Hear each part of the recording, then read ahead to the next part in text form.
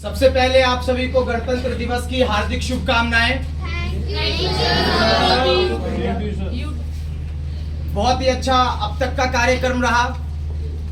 Performances बहुत अच्छी रही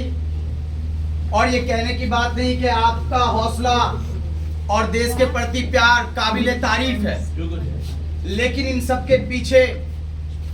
एक लाइन बोल के फिर अपनी बात शुरू करता हूँ कि मेरे जो विचार है, और मेरे विचार सिर्फ मेरे विचार नहीं बल्कि इस देश के लाखों करोड़ों युवाओं के विचार है, जिसको आपको भी समझना पड़ेगा और इसे सोचना पड़ेगा कि हम यहाँ जो जश्न मना रहे हैं, क्या मुल्क की फिजाएं, क्या इसके हालात, क्या इसकी अर्थव्यवस्था, क्या रोजगार की अवस्था सब ऐसी ही खूबसूरत है। एक लाइन कहता हूँ कि घर में ठंडे चूल्हे पर अगर खाली पतीली है, घर में ठंडे चूल्हे पर अगर खाली पतीली है, बताओ कैसे लिख दूं धूप फागुन की नशीली है। और सुलगते जिस्म की गर्मी का फिर एहसास वो कैसे, सुलगते जिस्म की गर्मी का फिर एहसास वो कैसे, मोहब्बत की कहानी जब जली माचिस की तीली है।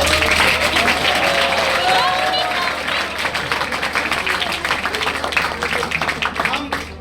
गणतंत्र दिवस मना रहे हैं और इसका उत्सव, इसका जश्न लाजिम है। हमने इस हिंदुस्तान को आज़ाद करवाने के लिए हमारे स्वतंत्रता सेनानियों ने और इसके बहुत सारे सपूतों ने अपने जानों की आहुति दी है, तो ये लाजिम है कि हम इसके जश्न को मनाएं। लेकिन उसके साथ साथ एक युवा पीढ़ी होने के नाते ये लाजिम है कि हम मुल्क के हालात को भी समझें और अपने देश को बेहतर बनाने के लिए, इसके गणतंत्र को बेहतर बनाने के लिए, इसकी संवैधानिक व्यवस्थाओं, संस्थाओं और प्रक्रियाओं को पारदर्शी बनाने के लिए हमें शिक्षा की ओर आना होगा। और निजी जिंदगी से हटकर यदि आप अपने जश्न में डूबे हैं तो बेहतर है, लेकिन ये उससे बेहतर हो जाए अगर आप सामाजिक हो जाए, समाज के विभिन्न तबकों,